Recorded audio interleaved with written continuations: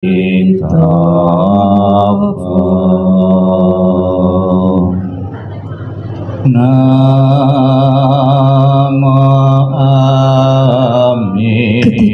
aku mengantar kepergianmu,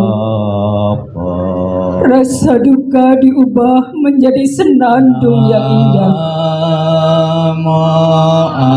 Setiap kata adalah doa kedamaian. Perjalanan kelahiran kembali sejuk dan cerah. Wajahmu tak terlupakan di dalam hatiku. Saat kita bersuka cita seperti baru berlalu. Tiada yang dapat mengganti keberadaanmu. Lepas dari dunia fana adalah menuju kebebasan. Seberanglah dengan cinta kasih. Terpujilah Amitabha Buddha. Datang dan pergi dari tanah suci. Terpujilah Amitabha Buddha.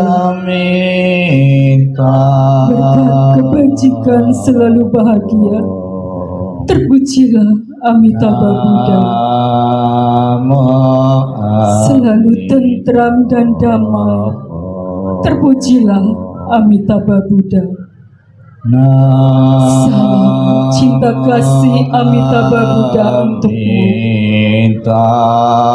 Salam cinta kasih Amitabha Buddha untukmu. Semoga Anda bertekad ingin lahir di tanah suci sebelah barat. Salam cinta kasih Amitabha Buddha untukmu. Terlahirlah di tanah suci surga Sukawati. Semoga engkau dapat mengingat selalu pada Amitabha Buddha. Semoga engkau dapat terlahir di surga Sukawati. Amitabha Buddha memberkatimu. Terlahirlah di tanah suci surga Sukawati. Mengingat budi ayah bunda. Walaupun kami tak dapat bersama selalu, tetapi batin kami selalu terkait bersatu. Tak dapat dilupakan selamanya cinta kasih dari ayah bunda. Kehidupan ini akan saya manfaatkan sebaik-baiknya. Rajin belajar agama, sucikan hati dan pikiranku. Selalu ingat dan berusaha membalas budi besar ayah bunda. Membangkitkan kebajikan, menolong diri sendiri dan semua orang. Dalam setiap kehidupan, menyelamatkan diri sendiri dan semua orang. Hanya ayah bunda yang terbaik di dunia ini. Anak yang mempunyai ayah bunda bagaikan mustika. Dalam pelukan ayah bunda, kebahagiaan tak terhingga.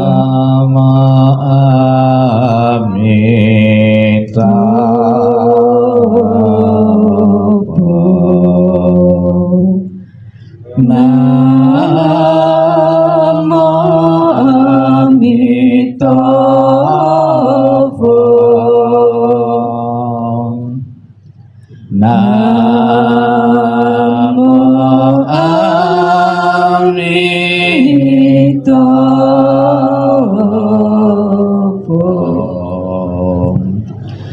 Namo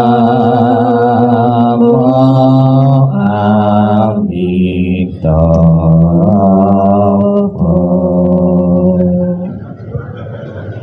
Sebelum kita akan mengakhiri rangkaian pembawaan doa malam terakhir malam kembang almarhum Ibu Linda, sejenak kita akan bersama-sama mendengarkan nasihat Sang Buddha yang terkait tentang ketidakkekalan badan jasmani manusia dan ketidakkekalan alam semesta, dari ada menjadi tidak ada, menjadi tidak ada lagi.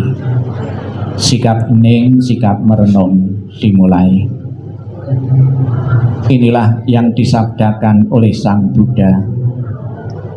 Kehidupan apapun yang mengalami kematian di dunia ini adalah singkat dan penuh dengan penderitaan yang tidak dapat dihitung maupun diukur. Tidak ada alat apapun yang dapat digunakan untuk melarikan diri dari kematian. Setelah mencapai usia tua, maka kematian tak terelakkan. Bagaikan buah setelah masa akan gugur, demikian pula makhluk yang bisa mati setelah dilahirkan harus selalu menghadapi takutnya kematian.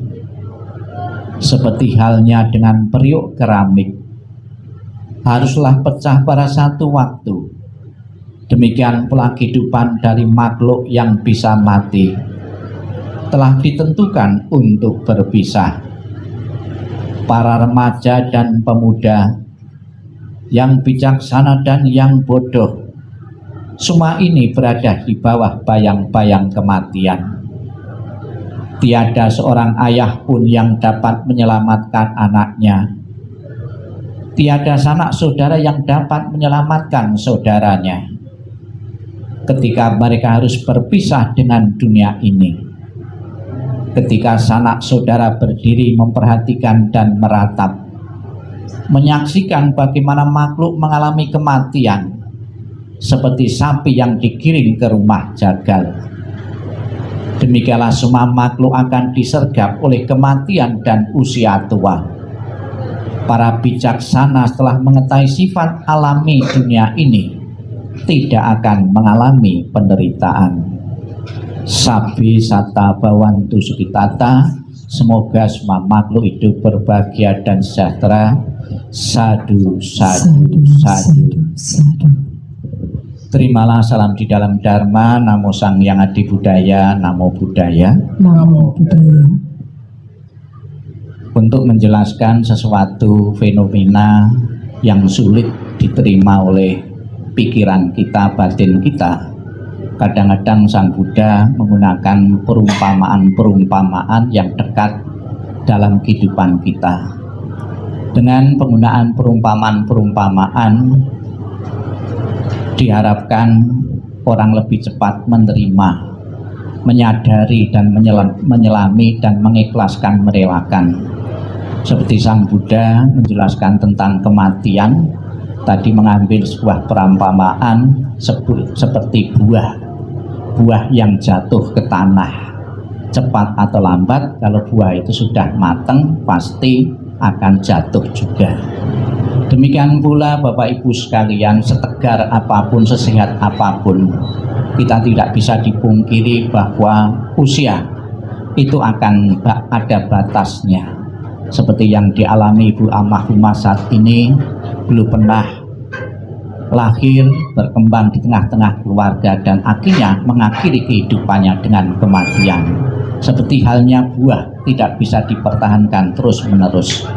Demikian pula badan jasmani manusia secara kodrati dan alami, mau atau tidak mau harus tunduk pada hukum ketidakkekalan. Itu perumpamaan yang pertama. Yang kedua, kita bersama-sama pernah melihat keramik, alat-alat yang dibuat dari keramik. Kelihatan bagus sekali di saat awal-awal, di saat baru. Namun banyak terjadi karena suatu sebab pecah, mengalami pecah, tidak menarik lagi. Demikian pula kehidupan manusia. Sang Buddha mengatakan orang suci pun juga mengalami kematian. Para Buddha pun mengalami kematian tanpa kecuali. Orang bodoh, orang baik, orang suci juga harus mengakhiri kehidupannya dengan kematian. Kemudian ada perumpamaan-perumpamaan yang lain seperti tebing atau gunung yang menjulang tinggi melalui 4 arah akan terkikis sedikit demi sedikit. Demikian pula kita sehat beberapa lama, akhirnya ternyata tidak bisa mempertahankan kesehatan itu. Secara alami kita mengalami perubahan-perubahan. Itu beberapa perumpamaan-perumpamaan yang disabdakan oleh Sang Buddha untuk menyadarkan segera mungkin yang baru saja kehilangan salah satu anggota keluarga yang dicintai agar bisa menerima dengan melihat gugurnya buah maupun rusaknya keramik. Bapak Ibu saudara yang saya hormati, di dalam kitab suci agama Buddha juga diceritakan ada beberapa wanita-wanita yang tidak siap menerima kematian dari orang-orang dekat. Diceritakan ada seorang ibu yang bernama Patacara. Dalam waktu yang hampir berdekatan, dia kehilangan seluruh anggota keluarganya. Yang pertama, suaminya dipatok ular. Kemudian yang kedua anaknya pun secara bersamaan meninggal. Satu hanyut di sungai, satu dibawa burung elang. Kemudian dia pulang ke rumah. Kedua orang tua pun ya di rumah pun juga mengalami kematian secara bersamaan. Bisa kita bayangkan Bapak Ibu, kalau terjadi dalam diri kita, alangkah hancurnya perasaan dari Patacara ini. Namun di tengah-tengah keputusasaan, Sang Buddha datang memberikan penghiburan demikian, bahwa kamu kehilangan suami, kehilangan anak-anak, bukan saja terjadi kehidupan saat ini, kehidupan yang lalu pun kamu pernah mengalami dan sering mengalami kehilangan orang yang kamu cintai. Apakah kamu akan menderita terus? Dia menyadari di India pada waktu itu percaya hukum tumimba lahir, ya, sampai sekarang pun, bahwa kita berkumpul dengan seorang ibu, berkumpul dengan saudara, bahkan kehilangan ibu maupun kehilangan saudara bukan kali ini saja, kelahiran-kelahiran yang lalu pun pernah mengalami hal yang sama. Kemudian cerita yang kedua, ada seorang ibu yang mempunyai anak tunggal, Kisah Gutami. Dia kehilangan satu-satunya anak, ya. Bahkan karena satu-satunya anak-anak tunggal, pikiran mereka, akal mereka tidak jalan. Dia kesana kemari mencari obat yang sekiranya bisa menghidupkan anaknya. Kemudian datang kepada Sang Buddha. Sang Buddha mau menghidupkan anaknya dengan satu syarat, ya, yaitu mengambil biji lada dari keluarga yang belum pernah ada kematian. Dia antusias sekali, ya, mencari biji lada yang belum terjadi ada kematian di rumah itu. Biji ladanya didapat. Tapi ketika ditanya keluarganya apakah belum ada kematian, belum pernah mengalami kematian saudara-saudaranya, bahkan dia mengatakan sering mengalami kematian-kematian, bukan saja satu orang, dua orang, namun beberapa orang. Patacara mengira bahwa kematian, kehilangan orang yang dicintai berlaku untuk dirinya saja, namun melalui proses alami dan kodrati dan melalui bertanya kepada lingkungannya, dia menyadari ternyata kematian adalah hukum universal yang berlaku kepada siapapun. Ada cerita yang ketiga, Wisaka kehilangan cucu yang paling dicintai. Dia setiap hari nangis menangis. Sang Buddha mengatakan, Wisaka itu mempunyai cucu yang banyak. Apakah kalau setiap hari cucumu meninggal satu persatu kamu akan menangis terus? Ya tidak, Sang Buddha. Apa gunanya saya menangis? Bahkan akan mengganggu kesehatan saya. Demikian pula Bapak Ibu sekalian, berkumpul dengan orang tua kita menginginkan tidak terjadi perpisahan, namun hukum alam itu berbeda.